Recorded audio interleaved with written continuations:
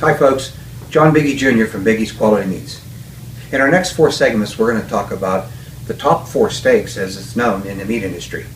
You got your ribeye steak, your tenderloin or filet mignon, your New York strip steak, your porterhouse or T-bone.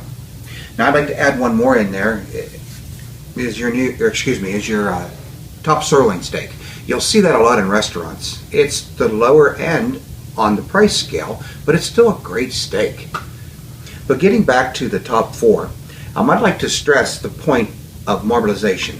Marbleization is the #1 characteristic to a great piece of meat.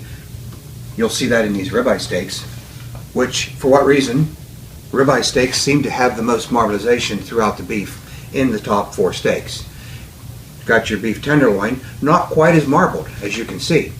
Alright, you got what would be known to some as the king and the queen of steaks, but you know, to me it's about flavor. You got the beef tenderloin's the most tender, naturally, and you got the ribeye steak, which is, I think it's as equally as tender, but it's got more flavor. So these 2 steaks are arguably the top 2 steaks in the industry. If you're going to be cooking at home, make sure you're looking for the marbleization. And if you're going to be spending, $12, $14, $16, $20 a pound on something, you want to make sure it's one of these top 4 steaks.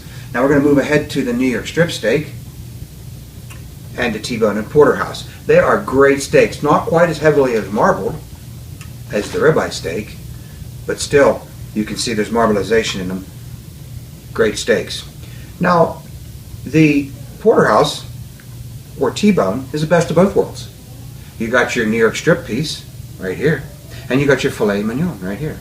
Now as you can see, the T-bone doesn't have as much filet in it as the porterhouse does, so you want to look at that when you're out shopping.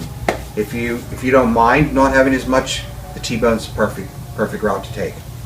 So this is what we're going to be talking about over the next 4 segments, so stay tuned for our next episode and we'll move on to the ribeye steak, my favorite.